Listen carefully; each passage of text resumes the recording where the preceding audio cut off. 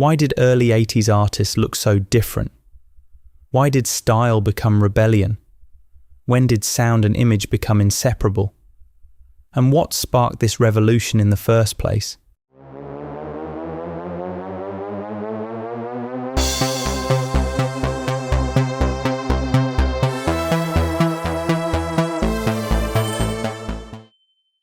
To understand why early 80s artists look so different, we have to begin before this new visual language fully emerged, before style, identity and sound became inseparable.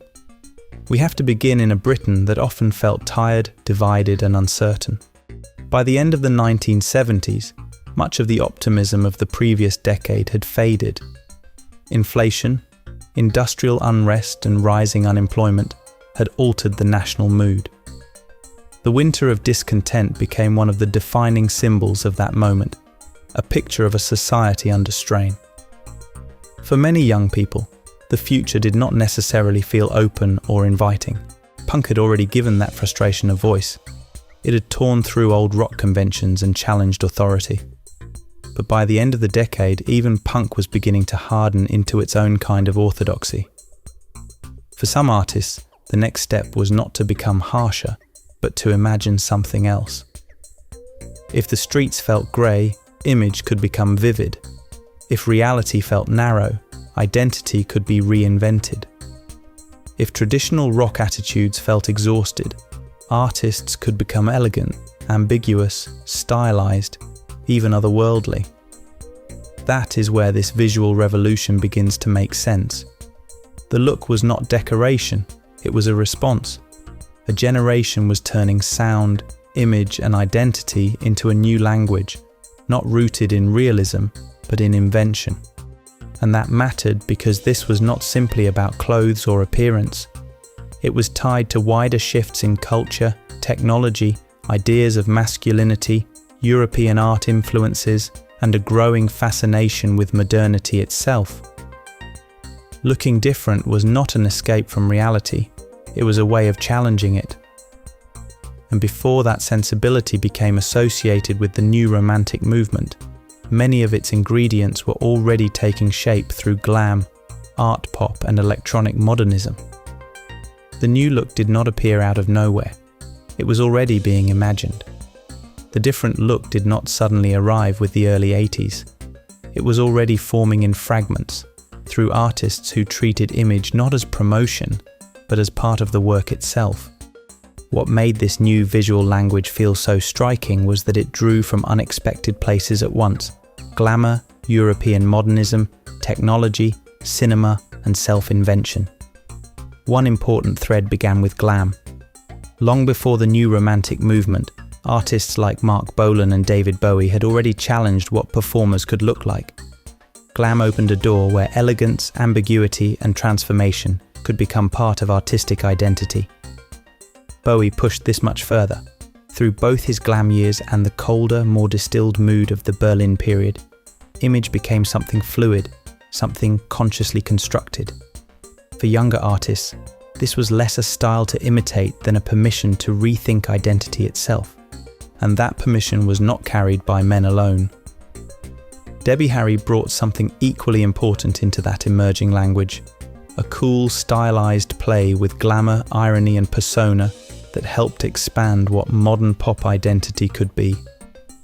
Kate Bush was opening another path, where visual imagination, performance and music could feel part of one artistic world, while Toya brought punk energy into something more theatrical and self-invented.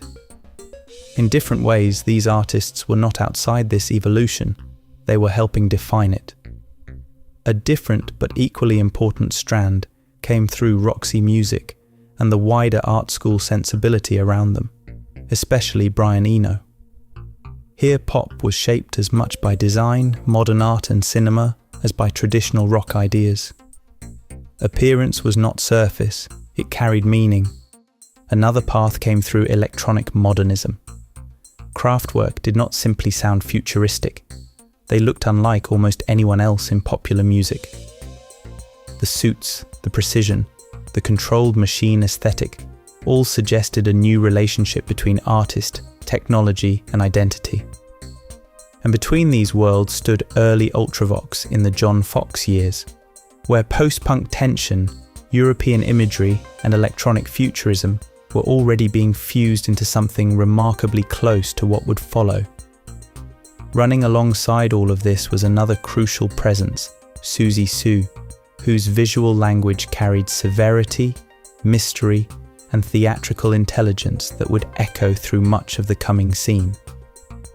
Her influence was not simply stylistic, but part of a wider loosening of what identity in pop could be. These influences were different, yet they pointed in a similar direction. Away from rock naturalism, away from denim authenticity and inherited masculine codes, towards invention. And perhaps that is one of the deeper shifts happening here. Looking different was not simply about flamboyance, it was about rejecting what an artist was expected to be. By the end of the 1970s, these ideas were beginning to converge. Glam had suggested transformation. Electronic modernism had suggested identities shaped by technology. Art school culture had brought irony, design, and self-invention into the mix. And artists like Debbie Harry, Kate Bush, Toyah, and Siouxsie Sioux had helped stretch those possibilities even further, showing that reinvention itself could be an artistic act. What emerged was not a style yet, but a sensibility, a new way of thinking about how artists could look, move, and exist. And soon, that sensibility would become something more radical still. By the turn of the 1980s, looking different was no longer simply an artistic experiment.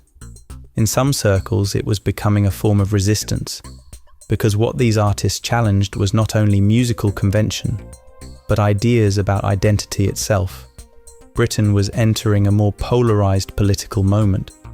Economic uncertainty had not disappeared, social divisions remained sharp, and traditional ideas of masculinity still carried enormous weight. Against that backdrop, elegance, ambiguity, and visual artifice could carry a quiet kind of defiance. That is part of why this was more than style. It was style with intent. In the emerging club culture, appearance became a language. And nowhere was that clearer than at the Blitz Club, shaped by Steve Strange and Rusty Egan, where self-invention was elevated almost into an art form. Strange helped make the door itself part of the mythology, while Egan's embrace of electronic music, from Kraftwerk to continental synth sounds, helped define its atmosphere. Sound and image were already meeting there. And the Blitz was not simply a place people went to be seen. It became a gathering point for a generation. Future stars, stylists, and outsiders mixed there. Among them, figures like Boy George, while bands such as Spandau Ballet played early performances in that environment. Sade Adu, the future superstar singer, was a regular attendee and art student during the club's heyday. But this was never only a story of male androgyny. Women were shaping the atmosphere and imagination of the scene too. Figures within the Blitz orbit, including Princess Julia, helped make style itself part of the performance. Artists such as Toyah, Hazel O'Connor, and Annabella Lwin showed that theatricality, defiance, and self-invention were hardly confined to the male side of the movement. Figures such as Marilyn embodied how fluid and performative identity itself could become in this emerging culture. The scene felt less like a music scene than a living piece of performance art. And hovering over much of the scene was the influence of Japan, with figures like David Sylvian and Mick Kahn embodying a level of elegance, ambiguity, and visual imagination that many in the emerging movement deeply admired. Even visitors such as David Bowie recognized something was happening there. It was a club, but also a laboratory. Clothing, makeup, posture, and self-presentation could all signal refusal. A refusal of drabness, a refusal of convention, and sometimes even a refusal of ordinary gender codes. And this was not simply shock for its own sake. There was often intelligence behind it, historical references, European cabaret echoes, decadent glamour, futurist severity and romanticism colliding with machine-age imagery. It was eclectic, but not random. And perhaps that was the deeper rebellion, not provocation alone, but refusing inherited ideas of how an artist was supposed to appear. For a generation shaped by punk's dismantling instincts, this was another kind of rebellion. Less about destruction, more about transformation. To create yourself differently. To turn appearance into expression. To make style part of a larger artistic identity. And in that sense, rebellion here did not always wear leather or shout. Sometimes it wore silk, uniforms, cosmetics, or severe modernist tailoring. Sometimes rebellion looked immaculate. As these ideas moved from underground clubs into music itself, something even more radical began to happen. Sound and image were no longer moving separately. They were starting to merge. What made this movement so distinctive was not simply that artists looked unusual or dressed with greater imagination. It was that the visual world and the music often seemed to come from the same source. The icy electronics, the sense of distance, the romantic melancholy, the machine rhythms, the sharp tailoring, the cosmetics, the futurist imagery. These were often expressions of the same sensibility. That was something new. In earlier eras, image could surround music. Here, image often seemed embedded within it.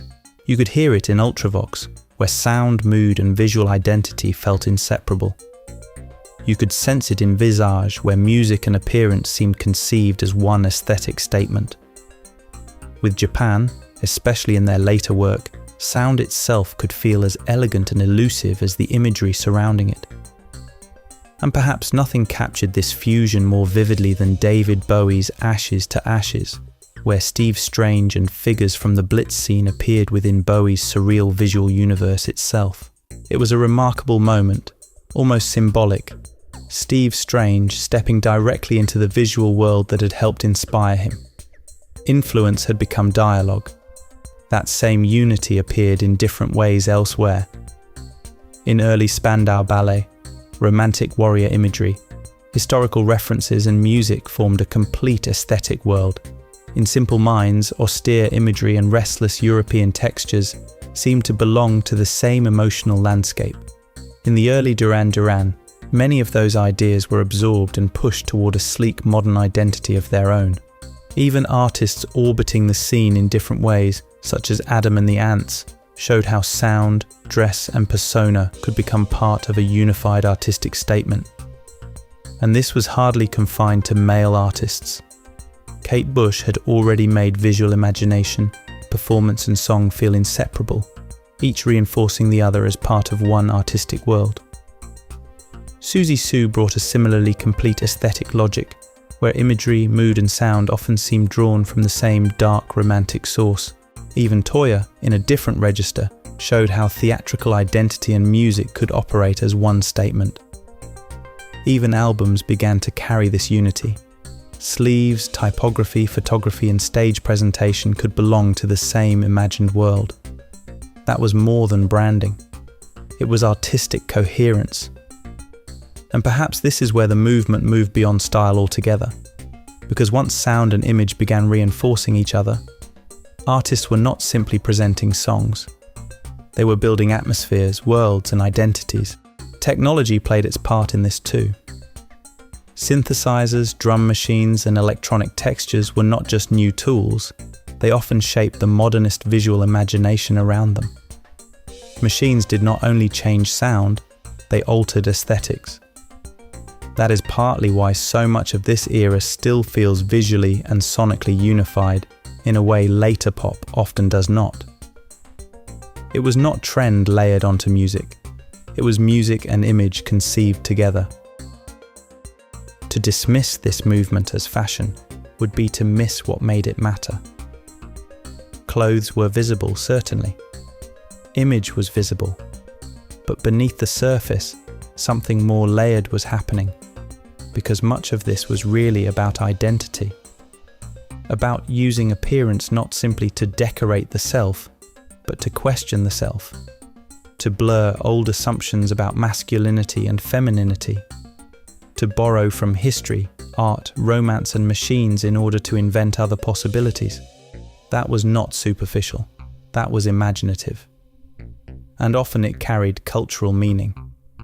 Some of these artists looked toward European modernism, when much British rock still looked inward. Some embraced artifice when authenticity had become almost a moral code in rock culture. Some challenged the idea that seriousness in music had to appear masculine, rugged, or ordinary. Even the clothing often carried references. Military tailoring, romantic historical dress, Weimar echoes, futurist severity and cabaret decadence were not random costumes. They suggested worlds, and those possibilities were being expanded from many directions. Artists such as Kate Bush and Siouxsie Sioux were no less part of that questioning, showing that theatricality, intelligence, and self-invention could carry real artistic seriousness. What these artists often shared was not a style, but a belief that identity itself could be shaped creatively. Importantly, the music itself often carried that same seriousness. Beneath the striking imagery were songs filled with alienation, European unease, technology, longing, urban tension, and emotional distance. Not shallow surfaces, but deep atmospheres. Perhaps what was radical was not only that these artists looked extraordinary. It was that they suggested identity itself could be composed, designed, and reimagined. That was bigger than fashion. That was cultural invention. And yet, like many revolutions, once these ideas spread widely, they also began to change. What begins as rupture often risks becoming style, and that raises another question. What happens when a revolution enters the mainstream? Like many creative breakthroughs, part of what made this moment so powerful was its fragility. It emerged from a particular collision of social tension, underground energy, art school experimentation, and a small network of clubs, artists, and ideas. That kind of intensity is difficult to sustain unchanged. That is often what happens when the avant-garde enters the mainstream. Its language survives, but its edge changes. By the early 1980s, some of the movement's visual radicalism was already being softened, absorbed, or transformed. That was not necessarily decline, but it was change. Part of what made the early New Romantic and New Wave moment feel so electric was that it had not yet settled into formula. After Japan came to an end, David Sylvian and Mick Karn carried parts of that sensibility into more inward and experimental territory. Simple Minds evolved beyond their austere early phase into something broader and more anthemic. Duran Duran carried elements of the aesthetic into a sleek global modern pop language. Spandau Ballet moved away from some of their more visionary early imagery as their sound changed. With Midge Ure joining Ultravox, another path emerged, one where that union of modernist sound and image became darker, grander, and more refined. And Visage in some ways came to preserve the movement almost as its distilled symbol. Yet some of that sensibility also continued through artists beyond the original scene. Kate Bush continued expanding the idea of music as complete visual and emotional world building, while Siouxsie Sioux carried elements of that adventurous identity forward in different forms.